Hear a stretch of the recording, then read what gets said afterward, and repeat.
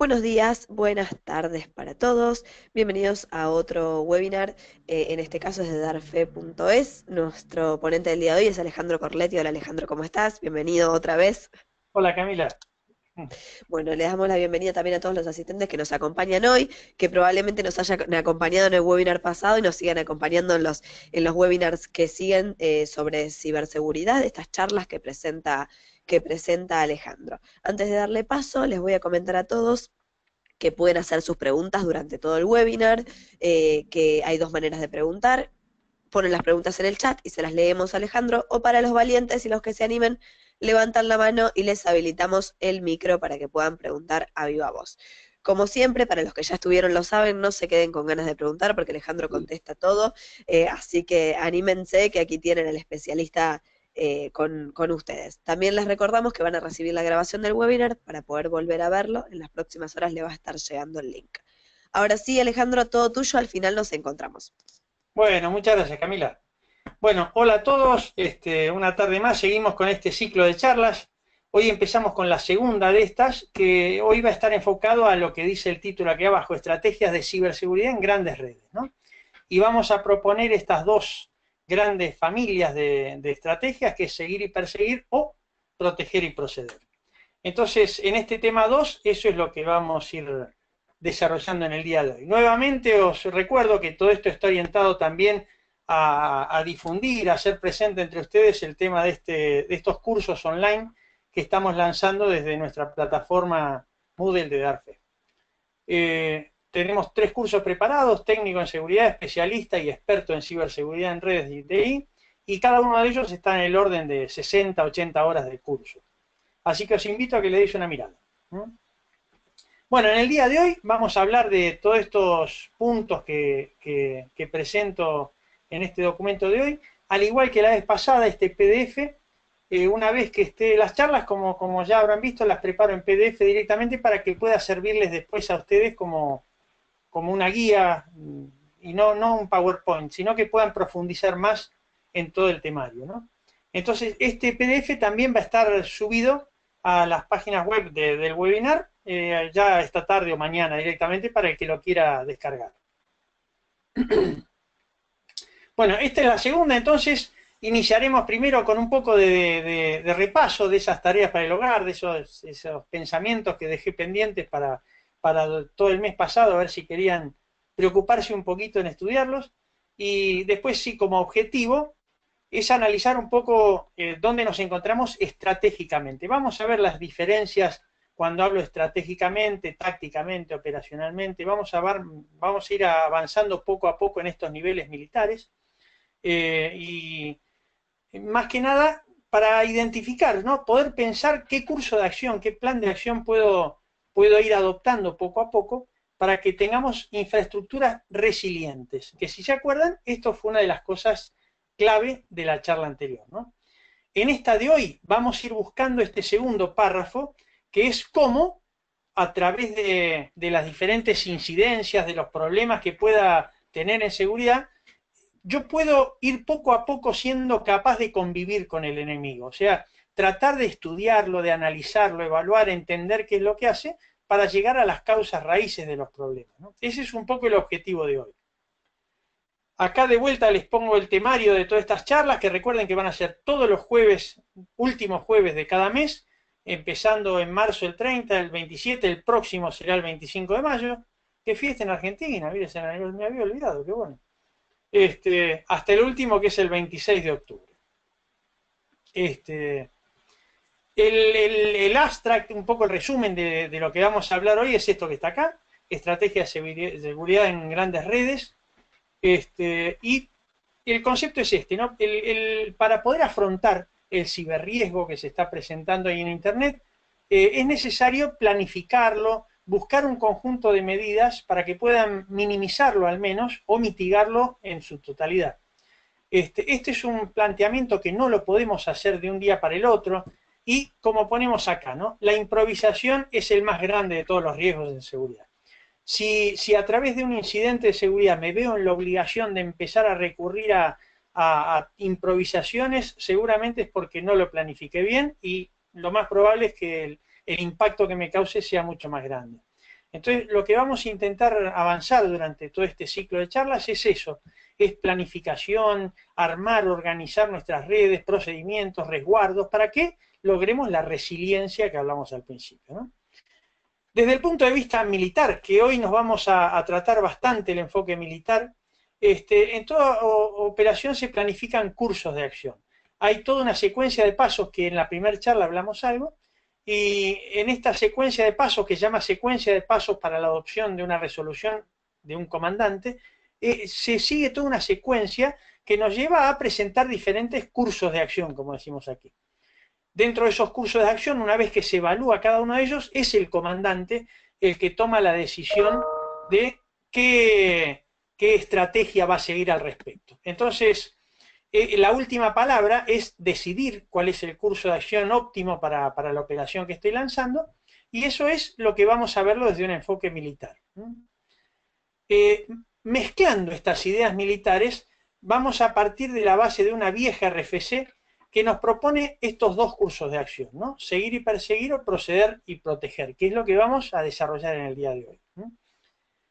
Esta charla, la verdad que es novedosa, porque presenta un mix muy interesante entre unas operaciones militares que vamos a desarrollar y estos conceptos de políticas y planes de seguridad que nos proponen las RFC de Internet. Entonces, es un mix importante entre las estrategias militares y las recomendaciones de seguridad que existen en Internet.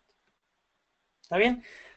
En el punto 5, acordaros del resumen del mes pasado, en definitiva, en pocas líneas podemos pensar que los dos conceptos más importantes son ciberseguridad, que por lo menos en mi opinión debemos ser conscientes de diferenciar muy bien el concepto de ciberseguridad con seguridad en redes o seguridad en TI. Ciberseguridad ya es el concepto amplio y tenemos que ir al fondo, así como lo planteé en la primera charla, así como las mafias de la droga, del alcohol de los años 60, ese tipo de mafias en el día de hoy lo están apuntando hacia el tema de la ciberseguridad. Están obteniendo beneficios millonarios gracias a organizarse de forma celular, mafiosa, clandestina, y operan con toda una serie de diferentes herramientas, técnicas, metodologías, personas, que fue lo que hablamos la charla pasada, ¿no? Para hacer frente, el primer concepto que propusimos es este de resiliencia, ¿no? Acordaros que tiene que ser flexible nuestra red, no debería ser como un cristal que se parte y se rompe, o como un alambre de hierro que yo lo doblo y no vuelve a su posición, sino como un fleje, un elástico de un coche, un arco de flecha, ¿no? Que se tiene que permitir resistir, hacer frente a amenazas, a ataques, a incidencias, pero debe ser capaz de recuperarse en un plazo breve, ¿no? En un plazo importante. Entonces, estos son los dos conceptos grandes de la charla de la vez pasada, ¿no? Hoy en día se están presentando muchos desafíos, cada vez tenemos que exponer más nuestras redes, cada vez estamos más expuestos a que desde millones y millones de lugares puedan acceder a nuestra información, tanto en empresa como lo ponemos acá, como en lo personal. Un tema que se viene muy importante es el Internet de las cosas, ¿no? Internet of Things. Este concepto es tratar de llegar con Internet a todo. Ya hay, yo siempre pongo el ejemplo ya hay valijas, maletas, que llevan un chip con una dirección IP versión 6 para poder seguirle el rastro a mi maleta, saber dónde está, si se pierde, si no. Neveras, que yo en la nevera puedo accionarla, que encienda, subir, bajar temperatura. Ya conocemos los hogares inteligentes, que podemos regular la temperatura, la luz, las puertas. Eso es un poco el Internet de las cosas, es decir, que la seguridad ya no solo ataca a la empresa, sino que dentro de mi propia casa voy a tener un montón de problemas de seguridad porque cada vez son más las puertas que necesito abrir y cerrar. Entonces, lo importante es esto. Hoy no podemos estar seguros al 100% en ningún caso y debemos pensar que mi fortaleza no es inexpugnable. Jamás en la historia de la humanidad hubo alguna fortaleza inexpugnable. Hoy vamos a hablar un poquito de eso. Y debido a eso es que Internet nos propone que en virtud de cómo tengamos nuestras redes organizadas, podemos obtener una estrategia más segura o una estrategia más audaz. Todo esto nos conducirá a sistemas que la orientación que debe tener es esto que estamos hablando de resiliencia, ¿no? ¿Resiliencia qué era? Que en primer lugar debemos resistir los ataques y en segundo lugar estar en capacidad de volver a su estado inicial. En el punto 6, yo les propuse y los invito a que me den una mano y participemos un poco con estas actividades que voy a ir dejando mes a mes para que cada uno de nosotros pueda reflexionar sobre la charla, ¿no? Que dure un poco más la charla, que no sea solo esta hora que estamos hablando. Entonces, la vez pasada dejé planteado que durante este mes hagamos un esfuerzo para ver estos puntos que pongo acá. ¿De quién nos estamos defendiendo? En mi caso particular, ¿no? O sea, cada uno de los asistentes que estamos presentes en estos momentos, que se haga esa cuestión, o sea, durante todo el mes que ha pasado, que se haya planteado esto. ¿Realmente de quién me estoy defendiendo yo? En mi empresa, en mi casa, en mi red, en mi organización. El tratamiento de amenazas. ¿Tenemos claras cuáles son las amenazas? Me puse a pensar realmente las amenazas físicas, ambientales, de software, de hardware, la ubicación de los dispositivos, las medidas lógicas. El punto 3, ¿cuáles son nuestros riesgos? ¿Qué impacto me produciría si alguna de esas amenazas se ejecuta sobre mis redes, ¿no? Si alguna incidencia se produce? Después una serie de estándares, protocolos, métodos, reglas, herramientas. ¿Pudimos durante este mes analizar alguna de ellas?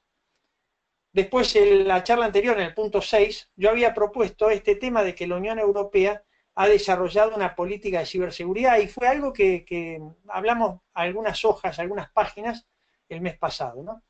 En el caso de, lo propusimos así porque hay gente de Sudamérica que está participando, mucha gente de Sudamérica que está participando de estos webinars. Entonces, en Sudamérica, ¿alguien conoce, sabe cómo estamos con organizaciones de ciberseguridad? Como organizaciones internacionales, ¿no? Ciberresiliencia, ¿cuál es nuestra situación? Nuestra red durante este mes, ¿la pensamos realmente si está en capacidad de ser elástica, de resistir y volver a su situación inicial? ¿Tenemos presente un plan global de uniones de países? ¿Sabemos si realmente hay estrategias internacionales de unión en los países donde cada uno de nosotros vivimos? ¿Lanzamos iniciativas conjuntas con la industria privada para afrontar el problema de la ciberseguridad? Recordar que el caso típico que planteé el mes pasado fue el de Cisco, que gracias a que Cisco se involucró con Level 3, con OpenDNS, con varias empresas enormes del sector, es como realmente pudo analizar con muy buen nivel de detalle este problema de la ciberseguridad. Entonces el desafío es este. En mi empresa, en mi país, en mi organización, ¿realmente estamos teniendo en cuenta unirnos, hacer piña, como se dice aquí en España, juntarnos con la industria privada? En el punto 10, si estamos trabajando seriamente en sensibilización, nuestra gente, nuestros partners, nuestros clientes, nuestros usuarios, ¿estamos haciendo un esfuerzo adicional para concientizarlos sobre seguridad? Y después nuestros actores clave, ¿no? Los actores clave fundamentales de un país o que trabajan junto con mi empresa, ¿no? Los que me proveen de energía, de transporte, la banca con la que yo opero, bolsa de valores, cada una de estas. ¿Estamos haciendo algo juntos para tratar el tema de ciberseguridad? Entonces, estas 11 preguntas son las que yo había dejado planteado el mes pasado. ¿Hay algún valiente por ahí, como dijo Camila? ¿Hay alguien que haya podido avanzar, que nos pueda decir algo, alguna experiencia de todo esto? Pregunto, a ver si de la gente que está en estos momentos conectados, hay alguien que nos quiera nutrir con alguna experiencia, con algún análisis que haya tenido. Pregunto, a ver si hay, no sé, Camila, ¿cómo estamos? Por ahora nadie ha comentado. Cualquier cosa yo te interrumpo, Alejandro, si hay algún comentario te interrumpo Vale. para hacértelo y que respondas. Bueno, así como dice Camila, si hay alguien que en algún momento quiere participar, en principio con estas preguntas, por favor, hacedlo con toda confianza. Están faltando valientes en esto, no puede ser. Así en ciberseguridad vamos mal. Bueno, entonces dejo planteado estos temas y reitero, si alguien quiere participar, con toda tranquilidad lo hace. Bueno, empecemos a avanzar en el tema de hoy, ¿no? El punto 7 es nuestro planteo inicial. Las ventajas que tiene de ser viejo en el tema es que una vez se va acordando de todas estas cosas buenas que han pasado en la historia de la informática Y este es un caso típico de ello, ¿no? Esta RFC 1244, que yo en su momento realmente la estudié mucho, mucho, porque me pareció interesantísima, dentro de ella, en el punto 2.5, nos propone que ante cualquier infraestructura, ante cualquier red, ante cualquier sistema informático, organización, yo debo plantearme dos estrategias y lanzar mi plan de seguridad y mi política de seguridad por una o por otra, ¿no? Por supuesto que hay zonas grises que puedo mezclarlas, pero en grandes líneas nos propone estos dos cursos de acción: proteger y proceder, y seguir y perseguir. La traducción puede sonar medio exótica, pero bueno, es lo más parecido que me pareció a Protege and Proceed. Es lo que más españolizado me pareció. Si prestamos atención a lo que nos dice de ambas estrategias, vemos que para proteger y proceder, ¿cuándo yo puedo pensar que mi red debo orientarla hacia la estrategia de proteger y proceder? Cuando no tengo bien protegidos mis recursos, cuando tengo un riesgo financiero importante, cuando no estoy en capacidad, en disponibilidad de poder perseguir a un enemigo, de poder hacer algo de persecución, cuando no tengo una base de datos de usuario conocida, propia y ajena, cuando los trabajos de mis usuarios no tienen un nivel tecnológico bueno y son vulnerables, cuando mi site es vulnerable. Entonces, fíjense que el primer caso, proteger y proceder, nos está presentando una serie de problemas que es muy normal que encontremos en nuestras redes, ¿no? Por el contrario, seguir y perseguir es un desafío más valiente. Entonces no sé si servirá para los que me escuchan. Es un desafío más valiente, y lo que está proponiéndonos es que cuando nuestros recursos y sistemas sí están bien protegidos, cuando tengo buenas estrategias de backup, acordaros que esto fue uno de los factores claves que hablamos de resiliencia, si el riesgo de los recursos está bien,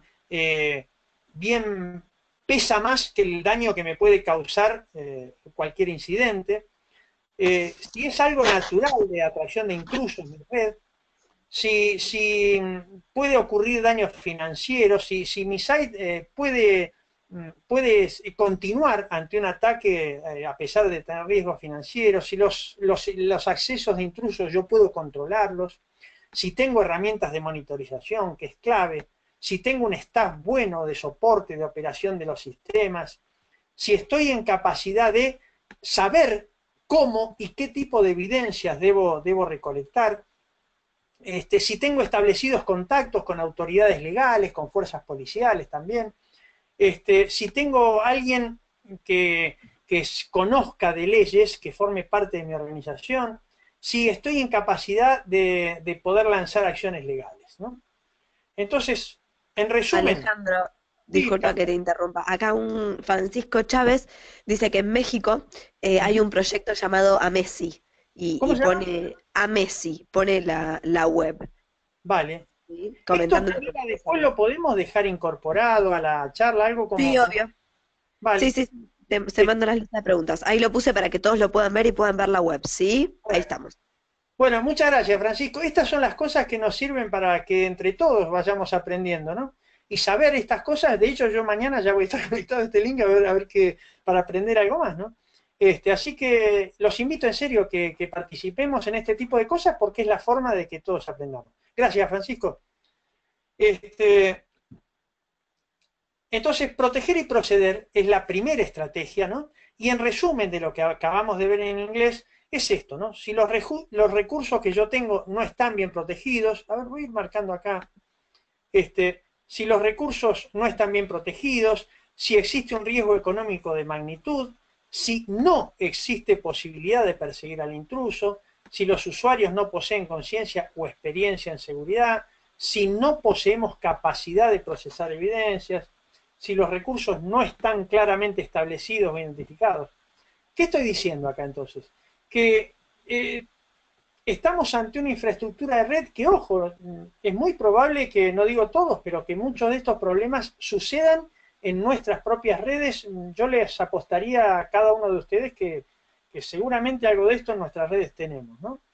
Entonces, ante todas estas cosas, no podemos tratar de convivir, de empezar a hacerle frente, de perseguir, de seguir las acciones de un enemigo, porque estoy arriesgando mucho. Entonces, vamos a ver un poco más adelante qué es lo que sucede con este tipo de sistemas o redes, ¿no? En cambio, la estrategia esta de seguir y perseguir, que como dije es la más valiente, ¿no? Esta es la única forma que podemos llegar a la raíz del problema, ¿no? Podemos empezar a dialogar, a negociar, a escuchar, a ver, a seguir, perseguir, capturar tráfico, evidencias, analizar qué es lo que hace, qué herramientas, quiénes son, qué usan. Y a todo esto, cuando llego al kit de la cuestión, soy capaz de erradicarla, porque he llegado al fondo del problema, ¿no? Entonces, esta estrategia, ¿cuándo puedo pensar en implementarla? Si tengo recursos y sistemas bien protegidos, si dispongo de buenos backups, si la frecuencia de los ataques es cada vez mayor y sé identificar cuáles son, qué tipo de ataques, porque ojo que muchas veces directamente no soy capaz ni de saber que me están atacando. Si el acceso de los intrusos puede ser controlado, si se posee capacitación suficiente para hacer frente, si existen contactos con organismos, si existe soporte legal para mi organización. Entonces, con un mínimo de estos parámetros que estoy diciendo, puedo pensar en encarar una estrategia de este tipo. ¿Está bien? Entonces, lo importante es que empezamos a presentar desde el punto de vista de las normativas de Internet, desde una RFC concretamente, que Internet nos dice, miren, tenemos dos posibilidades. Si mi red no es lo suficientemente robusta, resiliente, ¿qué es lo que debo hacer? Desenchufar, apagar todo y quedarme ahí, protegerme. ¿Proceder a qué? A eso, a protegerme. Ese intruso, una vez que yo desenchufé mis máquinas, apagué, desconecté las redes, pues no seguirá avanzando. Pero el problema es que cuando las vuelva a enchufar, ese mismo intruso va a hacer exactamente lo mismo y va a tener el mismo grado de penetración que ha tenido en mi red, ¿no? Entonces, cuando me encuentro ante este tipo de redes, lo único que puedo hacer es eso, es proteger y proceder. Apagar, cerrar, protegerme, cerrar puertas, ventanas, y cuando veo que la tempestad pasó, intento a conectarla de vuelta. Ojo, porque insisto, no seamos tan temerarios de creer que nuestras redes somos capaces de seguir y perseguir un enemigo, porque en muchos casos, si analizamos crudamente nuestras infraestructuras, nos daremos cuenta que estamos en esa situación, ¿eh? La segunda situación, entonces, es esta de seguimiento de intrusiones. Esta es la que deberíamos ser capaces de ir preparando todas nuestras redes para que podamos tratar así cada una de las intrusiones. Si en un futuro cercano o al medio plazo nuestras infraestructuras no son capaces de adoptar esta segunda estrategia, estamos muertos. No tenemos opción. ¿Por qué? Porque el enemigo es cada vez más tecnológico, más avanzado, y nosotros tenemos que jugar con las mismas armas, como hace un militar.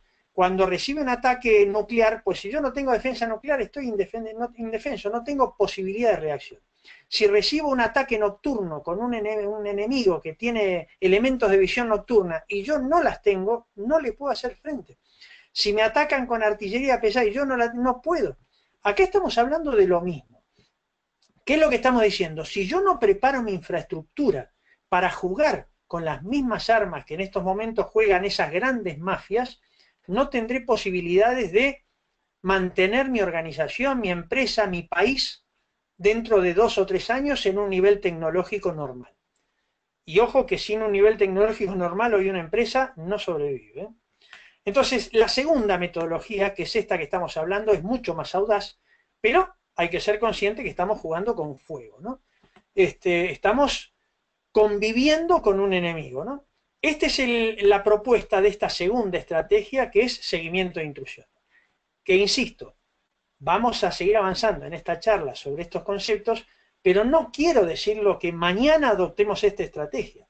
Lo que sí quiero decir es que a lo largo de estas charlas que vayamos haciendo, nuestras reflexiones, nuestros avances, logremos apuntar a esta segunda estrategia. Es la única estrategia de supervivencia dentro del mundo de la ciberseguridad que vamos a tener dentro de poco tiempo, ¿no? Lo realmente crítico es tal cual lo dijimos en la charla anterior. De este enemigo, en estos momentos, tenemos absoluto desconocimiento. No sabemos de qué país viene, de qué dirección IP, qué herramientas va a usar, qué tipo de lenguaje habla, porque no es lo mismo analizar código de tráfico escrito en chino que escrito en inglés o que escrito en español. No sé qué tipo de herramientas va a usar, qué máquinas, qué herramientas, qué capacidades tiene, cuántos son, de dónde vienen.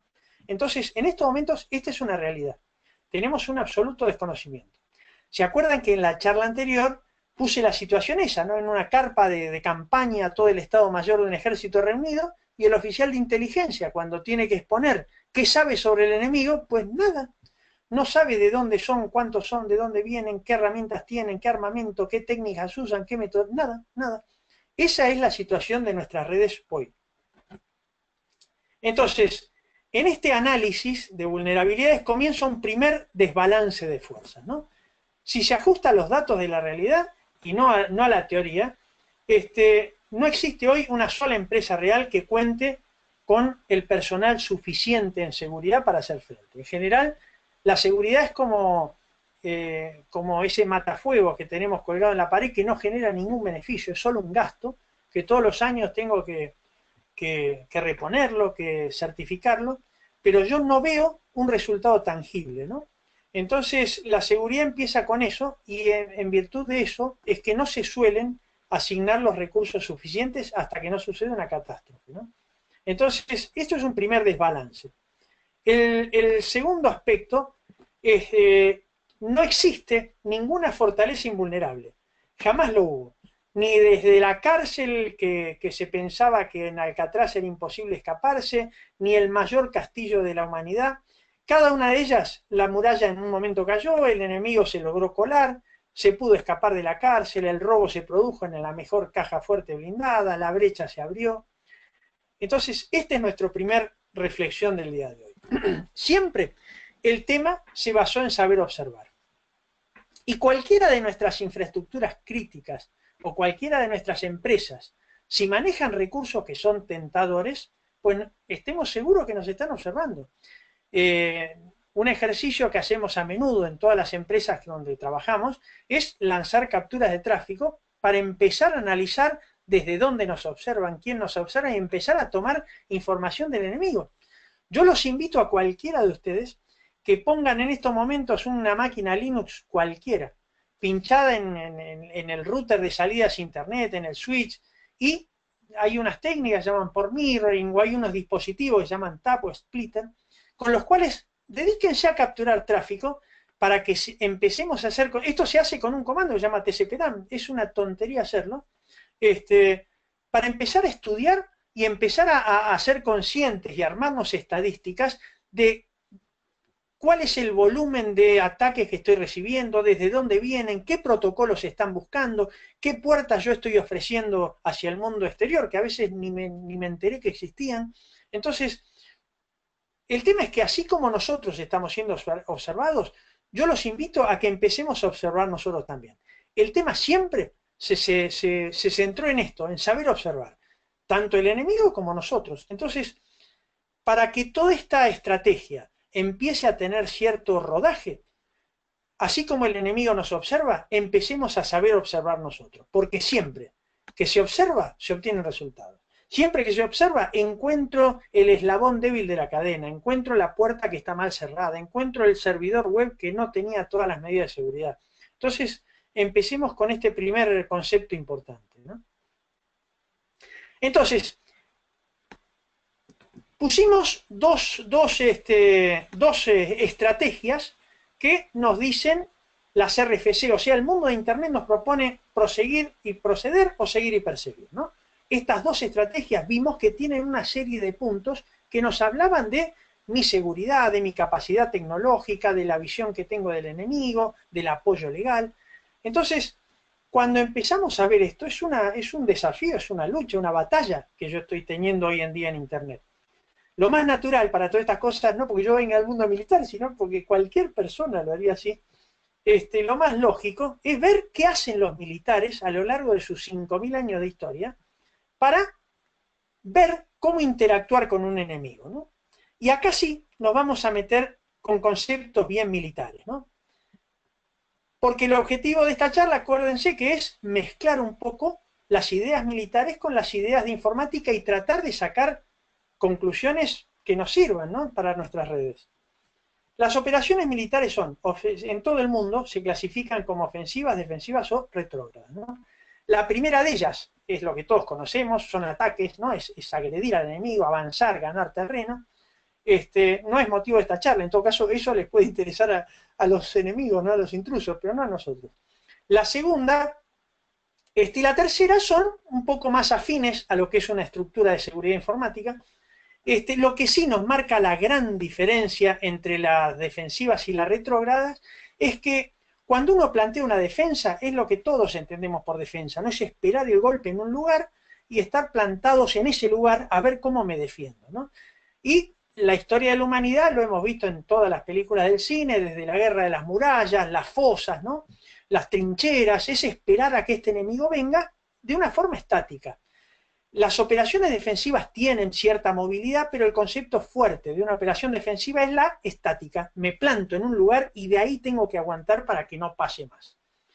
Sin embargo, las operaciones retrógradas lo que nos propone es que tiene una gran dinámica. Es ir dejando terreno, pero con una cierta lógica, ¿no? Las operaciones retrógradas se clasifican en estas tres que tenemos acá: repliegue, retirada y acción retardante. Desde ya que en esta charla no les propongo retirada, vamos a dejarla de lado porque no es cuestión de abandonar las infraestructuras y irnos a casa.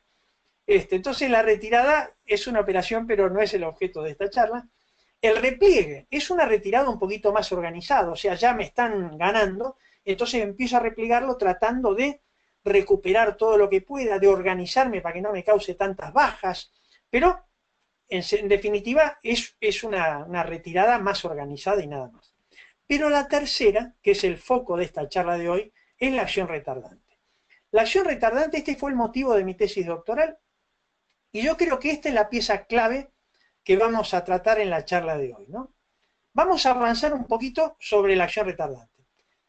Dejo claro entonces en esta nota que está aquí que no vamos a tratar el resto de las operaciones porque no tiene sentido, pero sí mi propuesta del día de hoy es que reflexionemos sobre esta operación militar que se llama acción retardante.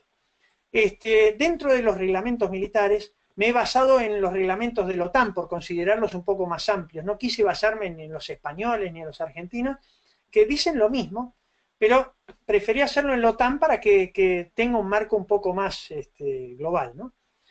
El primer reglamento que voy a citar aquí es el empleo de la fuerza terrestre, que es textualmente el reglamento DO1 001 de la OTAN, ¿no? Fíjense lo que nos dice. En la operación de retardo, la fuerza bajo presión enemiga cambia espacio por tiempo. Esto es lo mejor que podemos tener. Pero con una adicional más, conservando su flexibilidad y libertad de acción. Es decir, nosotros vamos a ir negociando con el enemigo, siempre con libertad de poder contraatacar, hacer maniobras, operar contra él, y teniendo un alto grado de flexibilidad, de poder decidir qué movimiento voy a hacer. Entonces, en esta cesión voluntaria del terreno, permite a la fuerza de retardo ralentizar el impulso del ataque, llegando incluso a frenarlo, canalizar y dirigir el avance hacia otras zonas, descubrir el esfuerzo principal, combinar acciones anteriores y desgastar al adversario. Vamos a detenernos un minutito acá. Fíjense que esto, en términos de la RFC que acabamos de hablar, es una operación de seguir y perseguir. Es lo que estamos hablando acá, es convivir con el enemigo para poder analizar concretamente qué es lo que está haciendo, qué operaciones, por dónde viene, y en cierta forma, como vamos a ir viendo en el resto de la charla, tratar de canalizarlo, llevarlo al terreno que nosotros queremos para cortar de raíz esa intrusión que estamos teniendo. Entonces, fíjense, yo en su momento, ya hace 15 años de esto, cuando empecé a hacer este mix de las operaciones militares y la RFC, esto me pareció magnífico. Porque todos, absolutamente todos, los sistemas informáticos que he conocido en mis 25 años de trabajo en informática, se piensan como una defensa informática. Y nunca, Bueno, ahora poco a poco empiezo a ver un poco más, pero nunca he encontrado a alguien que diseñe su estrategia de gran red, de una organización importante, bajo esta conciencia de retardar, de negociar, de dialogar, de poder observar para erradicar al enemigo de raíz. Y es lo que estamos diciendo acá. ¿Cómo lo ralentizo? Pues le empiezo a meter diferentes flujos de tráfico, empiezo a gestionar el ancho de banda para demorarlo y tener más tiempo de observar. ¿Cómo lo canalizo y lo dirijo? Pues con los honeypot, con zonas de sacrificio en las cuales yo pueda dirigirlo por donde yo quiera y no por donde el enemigo quiera. No al servidor, al core de mi red, sino una red secundaria donde él pueda creerse que está dentro de mi red y obtener información veraz, pero dentro de esa red yo ya lo he llevado al terreno que yo quiero. Descubrir el esfuerzo principal, ¿cómo se hace? Con sistemas de detección de intrusiones, con análisis de log, con análisis y capturas de tráfico, combinar acciones anteriores y devastar al enemigo. ¿Qué hago? Cuando veo cuál es el script, la herramienta que estoy usando, cuando sé qué puertos, en qué sistemas me comprometió, qué cuentas de usuario utilizó, desde qué país proviene, qué tipo de cómplices, qué otros lugares me están atacando, con todo eso, yo ahora sí, no tengo que apagar y desenchufar todos mis sistemas, sino que coloco el parche adecuado, coloco la herramienta e inclusive, si lo he hecho bien, puedo tener todas las evidencias legales para denunciarlo y que esa persona pague o vaya preso. Esto no es ciencia ficción, ¿eh?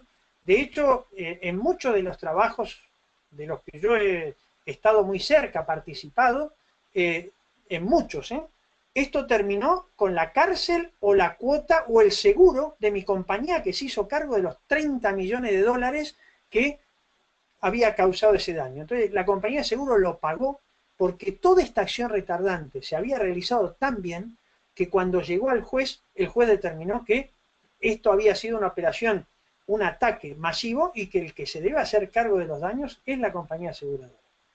Entonces, fíjense que esta terminología militar la podemos ir llevando paso a paso a todas nuestras infraestructuras informáticas, ¿no? Y esto es importantísimo, ¿no? Que lo dice el reglamento de la OTAN. Estos efectos se logran con un volumen de fuerza sensiblemente inferior al que requeriría una operación defensiva, proporcionando la consiguiente economía de medios siempre deseable. O sea, lo que tenemos en nuestras redes. Hoy, por más gran organización que sea, el área de seguridad informática contará con 15 personas, 20, 50, contra millones que están del otro lado. Otro reglamento también de la OTAN es doctrina de operaciones, donde nos dice un poco lo mismo, ¿no? Las finalidades a atribuirse son ganar tiempo, maniobrar situando al enemigo en una posición desfavorable.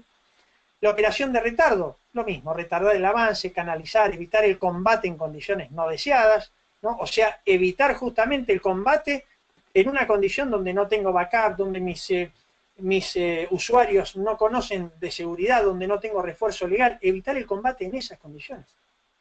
Y determinar el esfuerzo principal, saber qué es lo que está haciendo o qué quiere buscar.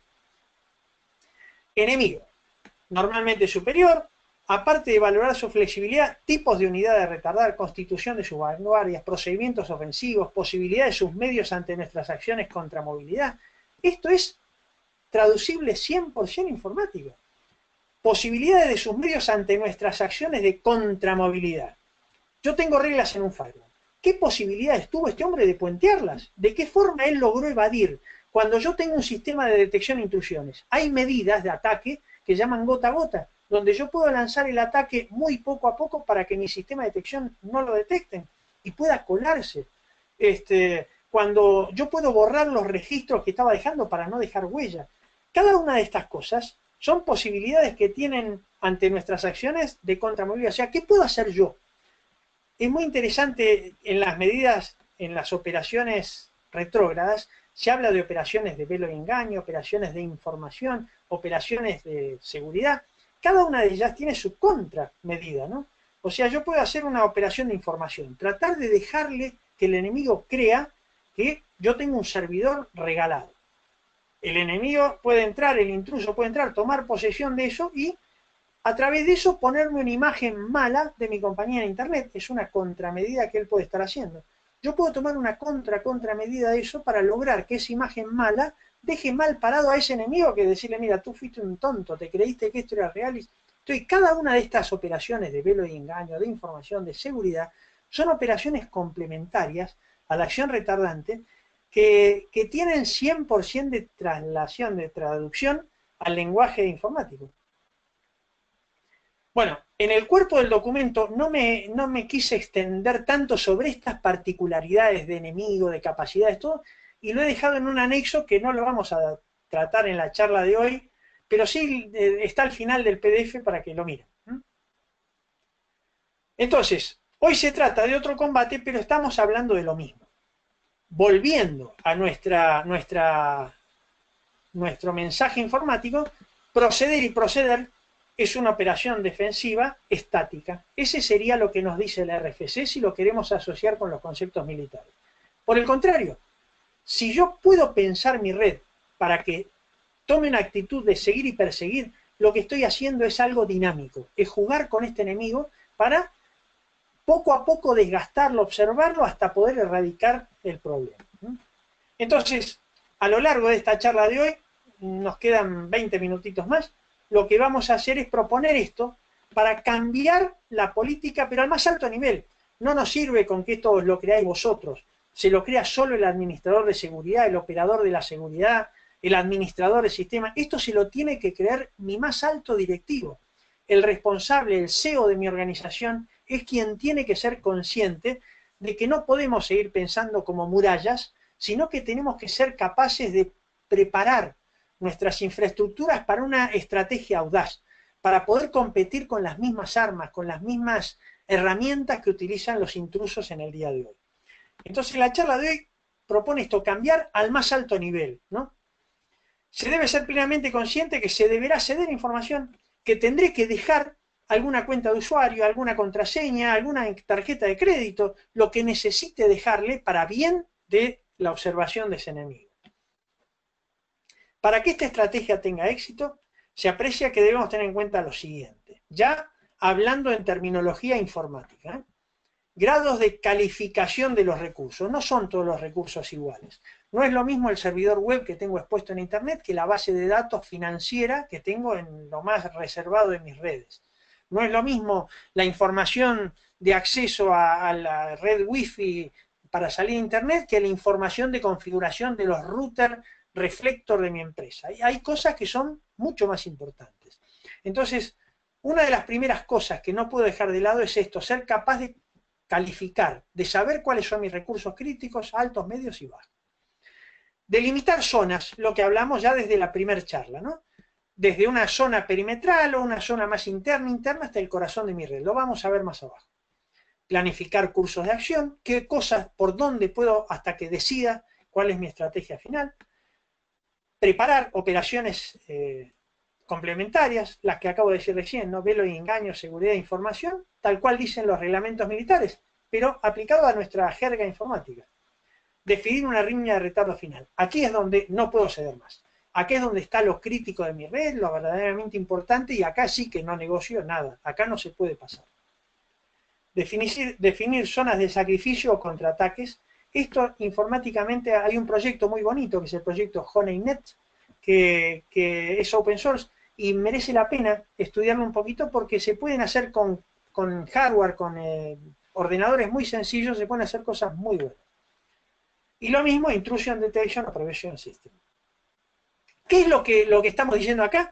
Esta es una gráfica que es también parte de esta tesis doctoral mía, que es lo que vengo proponiendo como acción retardante. Nuestras redes deben ser vistas como algo similar a esto que está acá. Se habla mucho de redes como capas de cebolla, ¿no? Que desde afuera hacia adentro vayan siendo seguras. Lo contrario a esto son las redes que se dicen como un huevo. O sea que una vez que rompo la cáscara adentro está todo deshecho. No puedo pensar hoy mis redes como un huevo, sino que y me quedó todo desarmado, sino como una cáscara de cebolla, como una piel de cebolla que tengo sucesivas capas hasta que llego al corazón. ¿Cuántas capas? Dependerá de mi red, ¿no? Pero en definitiva, una línea de retardo 1, una línea de retardo 2, n líneas de retardo, hasta que llego a la línea de retardo final, o línea de no ceder. Esto que están viendo acá son servidores de correo, servidores de archivos, servidores web, bases de datos.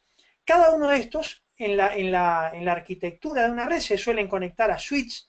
esos switches se conectan a router, que este es el gráfico de un router. Entre medio de ellos se suelen colocar firewall, barreras de fuego, elementos que pueden controlar este tipo de diálogo, de paquetes que entran y salen. Y en las distintas zonas pondré diferentes tipos de servidores, diferentes tipos de arquitectura de red. Hoy en día también existen los accesos Wi-Fi, como Wi-Fi dicen en España, Wi-Fi en Sudamérica, para que a través de accesos Wi-Fi también conectados a un switch, un firewall, pueda regular los accesos. Las flechas nos quieren dar un poco de idea de qué direccionalidad. Cuando hablo de flujo de datos, cada establecimiento de una sección siempre es un vector que tiene sentido. Yo puedo abrir de afuera hacia adentro, de adentro hacia afuera, en ambos sentidos, y eso es un análisis muy detallado que se debe hacer. Fíjense que cada una de estas cosas siempre aparece esto que es el control de accesos. Esas son arquitecturas que lo que hacen es ver que quien dice ser realmente es, y ese que dice ser y es, canalizarlo hacia donde puede o no puede entrar, ¿no? Y después de todo eso están mis recursos. Las líneas de puntos implican un tipo de tráfico que no está tan online, sino que son peticiones y respuestas un poco no tan expuestas hacia la periferia. Esta es un poco la idea que, bueno, de distintas nubes, de distintos lugares, se puede ir accediendo a las distintas capas de mi red. Entonces, esta es un poco una visión de alto nivel de cómo puedo empezar a plantear la arquitectura de mis redes. Acá tiene un poco definido qué son cada uno de estos elementos. Entonces, lo que estamos viendo acá es este concepto puro de defensa en profundidad, que es una terminología que ya se viene usando hace unos 15 años, y esta es la base de nuestra acción retardante, ¿no? Tener primero armada en capas. Entonces, lo novedoso de este punto de vista es que no propone mantener al intruso fuera, sino que pueda ir penetrando a las diferentes capas de nuestras redes, canalizándolo, como decía la estrategia militar, con la zona de sacrificio, con la honeypot, canalizándolo, observándolos con mis sistemas de logging, con mis capturas de tráfico, entregándole información falsa o semi-verdadera o verdadera que pueda hacer creíble su avance, hasta que podamos erradicarlo, ¿no? Por eso, de vuelta, lo mismo es esto. El tema es saber observar, tanto el enemigo como nosotros. Toda esta estrategia propone esto, observación e interacción, hasta llegar a esta línea de no ceder, donde, como su palabra lo dice, ahí sí que ya no existe más acción retardante, sino que de ahí en más no puede seguir avanzando. El punto 9, entonces, de nuestra charla, ¿cómo vamos? ¿Hay alguna pregunta, alguna duda? ¿Alguien quiere decir algo sobre lo que estamos tratando? ¿Ha quedado algo en el aire? Vamos bien, Alejandro, te pasé después para que leas una pregunta que me parece que la podés contestar después en forma particular, así que te la pasé para que luego la veas porque es extensa. Así que Bueno, si querés continuar y esa después la... la dejamos una vez que termine la charla, ¿no? Perfecto. Vale. Bueno, vamos de lleno al concepto de defensa informática por acción retardante, ¿no? Seguridad informática por acción retardante. Siempre que se plantea una operación militar y en el ámbito empresarial, tal cual lo digo acá, con otras palabras, pero estamos hablando de lo mismo, siempre se habla en tres niveles bien diferenciados, ¿no? Un nivel estratégico, un nivel táctico y un nivel operacional. A nivel empresa es lo mismo, es el nivel directivo, el nivel de gerencial o el nivel de ejecución, ¿no? En una empresa. O sea, nuevamente tenemos la analogía entre el mundo empresarial y el militar. Vamos a ver qué debe tratar a nivel ciberseguridad cada uno de estos niveles, ¿no? El nivel estratégico es ese que estamos diciendo, que es el que ya tiene que ser consciente de lanzar una estrategia de acción retardante. Es el más alto nivel. Si no está involucrado, si no recibimos apoyo de este más alto nivel, directamente no perdamos tiempo. No nos va a servir todo lo que podamos hacer a pulmón desde el nivel más bajo, ¿no? Entonces, debe involucrarse todo lo que pueda, y este es el punto de partida para determinar las infraestructuras críticas. Quien más sabe dónde le duele el bolsillo es el dueño. Entonces, él es el que debe decirme por dónde debo empezar mi análisis de riesgo, qué es lo que esa alta dirección considera crítico, para que yo, en los niveles más bajos, centre mi atención en lo que él sabe que es la estrategia de negocio. Entonces, Este nivel estratégico es el que debe definir las prioridades o las líneas generales, ¿no? Para lanzar estas pautas del futuro avance de este análisis de riesgo, que es la actividad que vamos a hablar más adelante, ¿no? Básicamente, este análisis de riesgo es esto, es identificar activos centrándose en infraestructuras críticas, valorarlo, ver qué relación tienen, qué impacto me causan y ver qué medidas de mitigación puedo tener ante anomalías. De aquí salen diferentes cursos de acción en un análisis de riesgo que puede ser desde algo millonario hasta ideas muy creativas que pueden solucionar y mitigar problemas. Hasta que la alta dirección asuma un riesgo y sepa que se juega mucho con eso, pero que si lo atacan, en la relación coste-beneficio no merece la pena gastar más en el collar que en el perro, como dicen aquí en España, ¿no? Entonces, hay cosas que el director firmará que asume ese riesgo y la medida de mitigación es eso, es asumir su riesgo, ¿no? Lo más importante es esto que estamos diciendo acá. La responsabilidad primaria del nivel estratégico, cuando es sabio, es cuando asume el justo equilibrio entre los riesgos que asume y las medidas de mitigación. No es fácil, para eso es algo estratégico, para eso es lo que realmente sabe hablar un alto directivo, ¿no? Equilibrio justo entre riesgos y medidas de mitigación. El nivel estratégico no es quien realizará el análisis de riesgo, sino que es el que da las pautas, las líneas generales, los recursos, la inversión que está decidido a hacer, y luego es el que sí asume el compromiso del curso de acción que se haya decidido. Como se viene definiendo desde hace tiempo, todas las actividades de seguridad deben formar parte de un ciclo de vida. No nos sirve de nada que el nivel estratégico hoy gaste 2 millones de euros si el año que viene abandona toda esa inversión y eso queda desactualizado.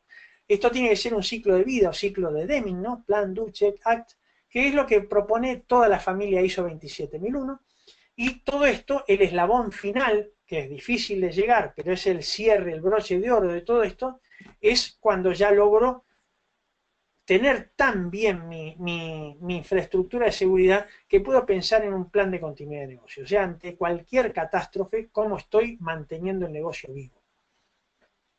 En nuestro caso, el ámbito estratégico es quien debe asignar recursos, definir las líneas generales para lanzar esta defensa informática por acción retardante. El nivel táctico, que es el nivel gerencial de nuestras empresas, se tiene que dedicar dentro del ámbito de seguridad informática a dos actividades fundamentales: planeamiento y gobierno de la seguridad. Hace ya varios años que venimos insistiendo sobre estas dos líneas de acción, más la de operación de seguridad sería la tercera. El planeamiento es el que define ya concretamente cómo lanzar el ciclo de vida, es el que debe definir toda la ingeniería de las infraestructuras, cómo entra en producción un nuevo elemento, cómo se manejan todos los cambios, las configuraciones, inventarios. Es la parte más importante de gestión de procesos, el que escribe los documentos y vela porque se lleven a la práctica, se implanten los procedimientos, ¿no? Ya desde la charla anterior y durante el resto de las charlas vamos a hacer mucho hincapié con toda esta serie de procesos que estoy remarcando aquí, ¿no? Incidencias, accesos, backup, log, supervisión y monitorización. Son procesos claves desde el punto de vista de ciberseguridad. El gobierno es la actividad que mantiene vivo. Esta es la que realmente se tiene que centrar en ISO 27000, en la familia ISO 27000. Es el que está velando porque cuando se detecta algo, la acción de mejora se implemente y la vuelva a revisar y esto mejore y avance.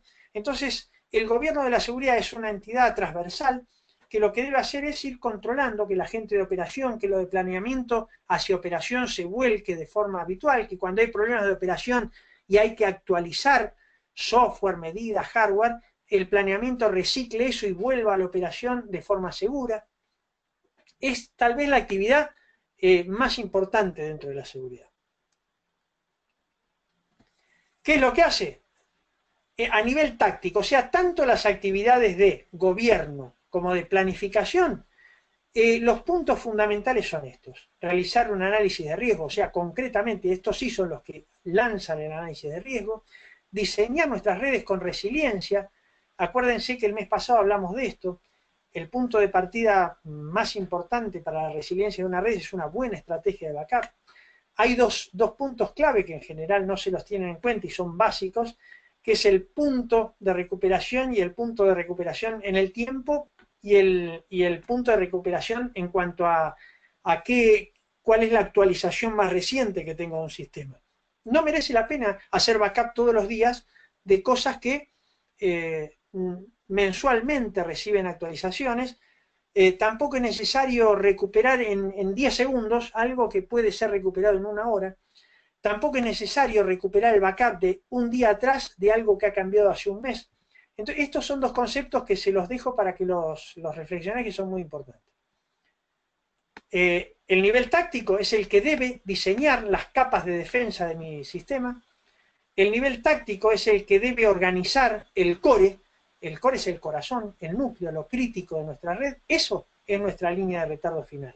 Él debe ser muy consciente de qué elementos pone ahí y cuáles los puede sacar porque no son core. Entonces, esto es tal vez una de las actividades más caras de una gran red. Toda esta zona de elementos críticos lo vamos a tratar en la charla del mes que viene, el 25 de mayo. Que los argentinos tienen que estar todos presentes porque es feriado, es fiesta, así que tienen que estar aquí. Ciberdefensa en profundidad y en altura, ahí vamos a empezar a hablar del tema de los críticos. En la charla 4 vamos a hablar un poco de los procedimientos, que es la importancia de los procesos. Después sigo con el nivel táctico, ¿no? Implementar mecanismos para obtener información del adversario. Esto es, ¿qué tipo de mecanismo de observación? Lo que dijimos, ¿no? Honeypot, Honeynet, IDS, IPS, login, captura de tráfico, análisis de tráfico, observación de los registros de cada una de las modificaciones que sufren mis servidores. Definir medidas para intercambiar tiempo por recursos. ¿Cómo voy logrando hacer justamente esta acción retardante? Informáticamente hay muchísimas ideas creativas y herramientas que permiten justamente jugar con esto. Los invito en serio a que os metáis con los proyectos de Honeypot, Honeynet y tomad en serio el concepto de IDS, que es cuando uno sabe jugar bien con los IDS, personalizar, ajustar las reglas, en general los motores de detección y los patrones específicos de tráfico que a mí me molestan en mi red. Los IDS son herramientas que hoy no pueden ser dejadas de lado. Poder evaluar permanentemente el balance de fuerzas, o sea, mantener un estado de situación. Cuando estoy recibiendo ataques, saber en qué situación está el enemigo, hasta dónde avanzó, qué capacidades tiene, qué potencial daño nuevo me puede ir abriendo minuto a minuto. Ese es el nivel táctico, ¿no? Yo hace años escribí un artículo que tuvo mucho auge, que se llamaba Matriz de toda seguridad. Puede estar desactualizado al día de hoy, pero conceptualmente darle una mirada porque merece la pena para ver cómo podemos clasificar las zonas en base a los niveles de seguridad que tiene cada dispositivo. Estos puntos 6, 7, 8 que acabamos de tratar los vamos a ver en la charla número 5, con plataformas e infraestructuras reales de seguridad. Lo último que tiene que ver es qué medidas va a hacer para asegurar su línea de retardo o no ceder. Perdón, y el último es ¿qué estrategia propone para interactuar, para jugar con el enemigo? A medida que vamos profundizando en nuestras redes, los niveles de seguridad tienen que ser cada vez más robustos. Y cuando estamos llegando a los niveles más internos de seguridad, lo clásico es utilizar redes virtuales VPN. Esto a nivel enlace se utiliza un protocolo que se llama 802.1q, que es una forma muy robusta de segmentar el tráfico en nuestras redes y es el nivel de seguridad nivel 2. También podemos utilizar tipos de túneles, en particular hay toda una familia de RFC que se llama IPsec, que está muy robusta tanto para la parte de authentication, que lo maneja con un protocolo que se llama Authentication Header, como para meter criptografía, que lo maneja con otro protocolo que se llama Encapsulation Security Payload. Los túneles IPsec es hacia donde apunta la industria de la criptografía en mis redes. Y el acceso a la misma bastionando elementos, ¿no? Bueno, por último, el mensaje final empieza a ser un poco esto, el nivel más bajo, el nivel operacional, recordaros, estratégico, táctico, operacional, o directivo, gerencial y ejecución, a nivel empresa. Esto sí es el cómo de una operación. Entonces, para poder ejecutar esa acción retardante, en estos momentos, acá propongo una serie de herramientas que son necesarias para que empecéis a darle una mirada de su utilidad. y a lo largo de las charlas que nos quedan, nos vamos a ir metiendo poco a poco en cada una de ellas, ¿no? Pero el nivel de operación, para ser capaz de seguir y perseguir al enemigo, tiene que tener herramientas de gobierno, riesgo y cumplimiento legal, herramientas de mitigación de ataques de DOS, o sea, ante ataques distribuidos yo tengo que ser capaz de que mi empresa no se quede fuera de servicio, herramientas de centralización de log, que se llaman Security Information and Event Management, del tipo, las más conocidas hoy son estas tres que están acá. Firewall, en el mercado existen cientos, desde open source hasta caros. Herramientas de gestión de firewall. Cuando yo tengo uno o dos firewalls, los puedo gestionar a línea de comandos, los puedo gestionar de forma manual. Cuando ya tengo 10, 15, 20 firewall con miles de reglas cada uno, si no cuento con herramientas de gestión de firewall, voy a tener un problema de seguridad con alta probabilidad, ¿no? Herramienta de detección de intrusiones. Snort es la que a mí más me gusta. Yo hace años también escribí un artículo que se llama Nivel de inmadurez de los IDS, que estaba todo un estudio técnico basado en Snort, que también por ahí merece la pena que le deis una mirada. Checkpoint, Cisco, McAfee, estos son los firewall más, los IDS hoy en día más difundidos. Herramientas de monitorización y supervisión. Herramientas de gestión de ticketing, tanto para los cambios, para el control de accesos, para las incidencias, para supervisión y monitorización. Es muy, pero muy importante desde seguridad que podamos tener secuencia de esos flujos, de cómo quién lo solicitó, quién lo pidió, quién lo autorizó, quién hizo el cambio, en qué día, qué fecha, qué implicó el cambio. Si no se lleva toda esa secuencia, aparecen muchos problemas de seguridad importantes.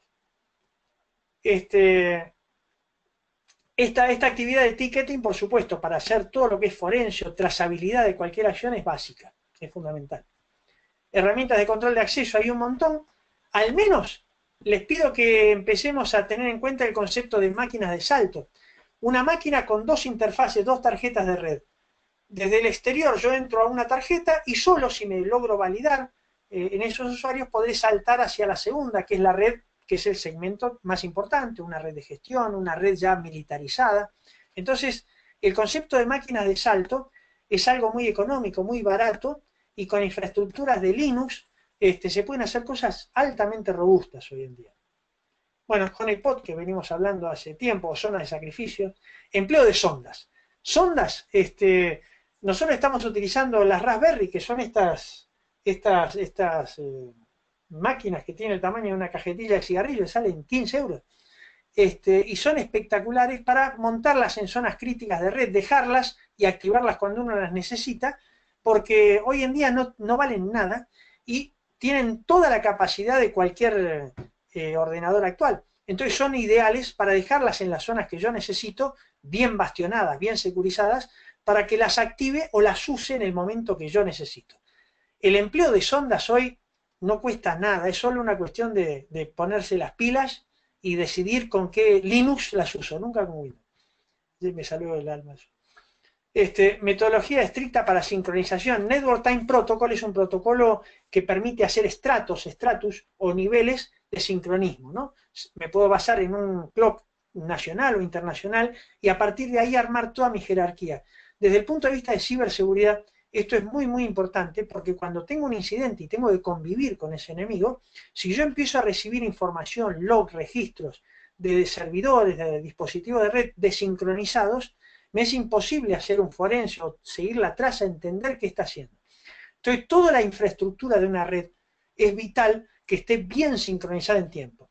Gracias a Dios, Internet hoy nos ofrece este protocolo, hoy de hace años. Hoy vamos por la versión 4 de NTP y es un protocolo viejísimo que es muy sencillo de configurar, no requiere consumo de ancho de banda, no congestiona redes y es importantísimo.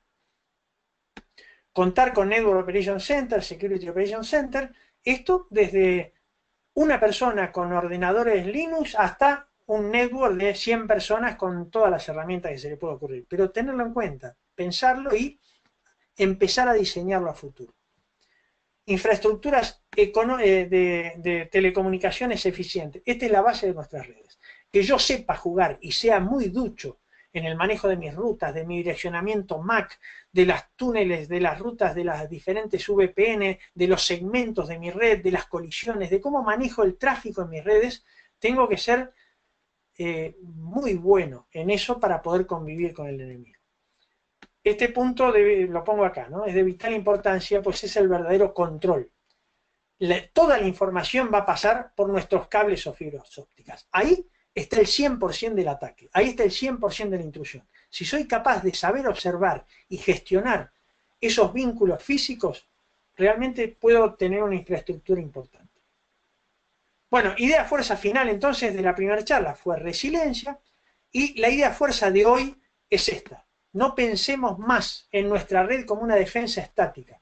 Pensemos en nuestras redes como una acción retardante, como algo muy dinámico que me permita realmente seguir y perseguir.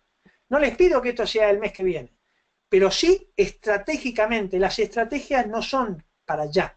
Las estrategias se piensan en el medio y largo plazo. Tengamos la gran visión de poder convencer a nuestros directores que de acá a 2 años, 5, el problema va a ser mucho peor y que podemos lanzar una estrategia paso a paso, planificada, progresiva, para lograr seguir y perseguir intrusiones si hoy no estoy en capacidad de hacerlo. Concepto dinámico de la defensa. Ralentizar, canalizar, descubrir el esfuerzo principal, combinar acciones, volumen de fuerza inferior, ganar tiempo, maniobrar. Estas son las ideas que nos tenemos que quedar. Nivel estratégico, directivo, involucrado, participando de nuestros problemas y definiendo el plan de acción, asumiendo el compromiso, firmándolo. Nivel táctico, planeamiento y gobierno de la seguridad. Dos actividades que tienen que estar presentes, si es en una persona, que sea en una, pero que se entienda esta segregación de funciones. Operacional, ¿cómo? ¿No? Ejecución, este sí es el que sabe operar los routers, los firewalls, los IDS, es la gente, el equipo, la persona que está en el día a día en la batalla. Tareas para el hogar. De vuelta os digo, a pesar, a ver si el mes que viene somos más valientes. ¿Cuáles son mis recursos críticos? ¿Me encuentro en condiciones realmente de lanzar hoy un análisis de riesgo? ¿Qué necesito para ello? ¿Qué aspectos o medidas o herramientas de mis redes en la actualidad puedo emplear para darle dinámica? ¿Cuáles herramientas considero importantes para incluir? No digo que gastemos dinero, pensemos, busquemos en open source, hay millones de cosas muy buenas. ¿Cuento en la actualidad o puedo contar en corto plazo con una estrategia táctica con estos niveles, ¿no? Estratégico, táctico y operacional de la seguridad? Uno de los puntos de seguir y perseguir es si se posee capacitación suficiente. ¿Cuento con este nivel de capacitación? ¿Qué necesito reforzar? ¿Qué es lo que todavía me cuesta entender? ¿Mi gente qué es lo que no domina? Eso es un poco lo que les pido, tratemos de trabajar para el mes que viene y avanzar un poco, así como Francisco hoy nos aportó un enlace interesante, tratar de entre todos el mes que viene también nutrirnos entre nosotros para aprender cosas nuevas. Bueno, Camila, no sé la pregunta esa que me decías, ¿dónde la puedo ver? Que no lo tengo claro. Perfecto, mira, te la puedo leer si querés. Dale, dale, dale. Así, porque es una pregunta medio extensa, pero está bueno porque es de la tarea para el hogar de la semana pasada que vos comentaste, ¿sí? Bueno, ahí me gusta.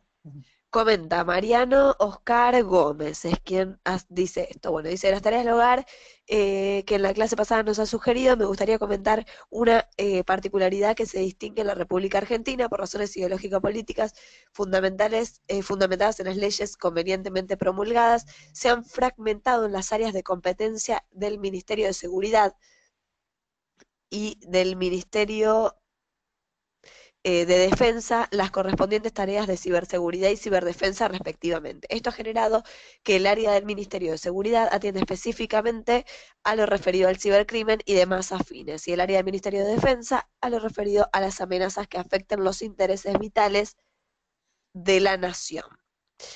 Quedando en esta división taxativa y no vinculada, quizás muchos grises no atendidos, principalmente en la infraestructura crítica del país. Dicho esto, me gustaría preguntarte, ¿qué dicta el estado del arte al respecto? ¿Qué le compete a la ciberseguridad y qué le compete a la ciberdefensa? Sí.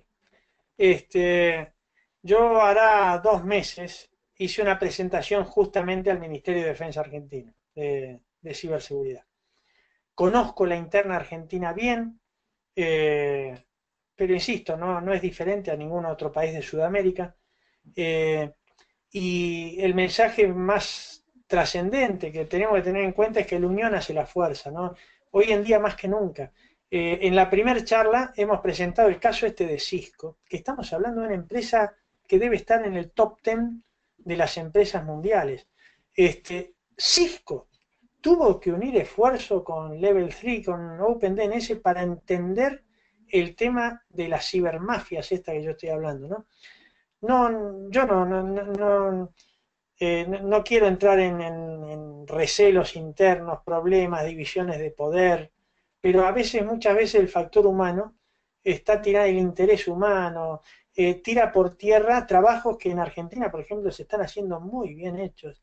Y si se lograra centralizar, inclusive no digo Argentina, yo tengo mi corazón en Argentina, por supuesto, pero soy un admirador de la Unión Europea. Para la gente de Sudamérica que conoce Europa, no me cabe duda que ha salido con el corazón esponjado de la belleza que uno disfruta acá con la Unión Europea, de pasar de fronteras, de tener una política común económica, de no tener que andar haciendo cambios monetarios, de pasar fronteras sin detenerme en aduana. Eso es el símbolo más grande que tiene de demostración de que la unión hace la fuerza. Europa hoy es Europa gracias a la Unión Europea. Yo lamentablemente en Sudamérica he visto el mercado, el Mercosur cuando se lanzaba, desde que vivía allí, y noto una diferencia abismal entre los avances que se han hecho entre la Unión Europea y Sudamérica. Y en la charla anterior puse como ejemplo el INCIBE, o sea, el organismo europeo de ciberseguridad. No existe en Sudamérica un organismo sudamericano de ciberseguridad, pero es natural que no exista porque ni siquiera a nivel nacional los países existen unificadamente el tratamiento de la seguridad. Si yo pudiera realmente convencer a los niveles decisorios de Sudamérica de este discurso, creo que Sudamérica daría un salto cuántico en ciberseguridad, porque tiene una capacidad tecnológica impresionante, creativa, es buenísima, pero la única forma hoy de poder hacer fuerza en ciberseguridad es uniéndose. Si los países internamente y Sudamérica como continente que habla la misma lengua, que tiene las mismas costumbres, que somos tan parecidos, no se decide por la unión, seguiremos en segundo plano en ciberseguridad y vamos a hacer foco de problemas serios de ciberseguridad y es una lástima realmente. Pero bueno, Mariano, gracias por participar, te felicito por la pregunta que está muy bien planteada. Y no merece la pena que pensemos que esto aplica a un país. Les puedo asegurar, yo Sudamérica la recorro mucho, porque vía telefónica viajo mucho por Sudamérica y conozco las raíces de los problemas de ciberseguridad de todo Sudamérica. Y es una constante que sucede en todos los países de Sudamérica y Centroamérica también. Cuando hablo de México, Nicaragua, Guatemala, Panamá, Costa Rica, están todos igual. Tiene que haber, no sé de qué forma, una unión latinoamericana, centroamericana fuerte, y es la única forma de que se pueda analizar tráfico en magnitud, que se puedan tomar medidas conjuntas, que se puedan reforzar los miles de puertas abiertas que hoy tenemos.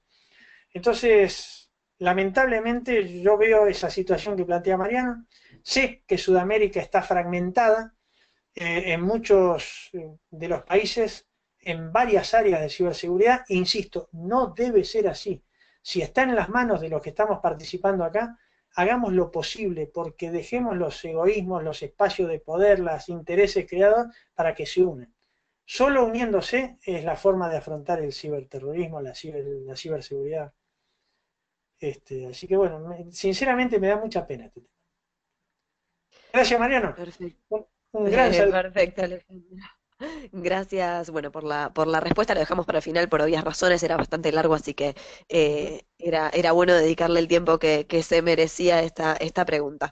Bueno, les recordamos a todos antes de cerrar este webinar que en las próximas horas van a recibir el video del mismo, como dije, Y cualquier duda o consulta, están viendo en pantalla el correo de Alejandro, así que le pueden escribir. Los invitamos también a todos a que se apunten en tecnowebinar.com a los próximos seminarios. Como bien Alejandro dijo, último jueves de cada mes, hasta octubre tenemos planificados seminarios con Alejandro, así que pasen por tecnowebinar.com, allí en la sección de ciberseguridad, último jueves de cada mes. El próximo es el 25 de mayo. Así que los esperamos a todos así para seguir aprendiendo y seguir informándonos sobre ciberseguridad. Alejandro, como siempre, te agradecemos por haber estado con nosotros y por este webinar, y nos encontramos entonces el 25 de mayo. Bueno, gracias a ti, Camila, también, y a toda la paciencia de haberme aguantado una hora más en esta charla. Gracias a todos, gracias, Camila, hasta luego. Gracias a todos, hasta la próxima.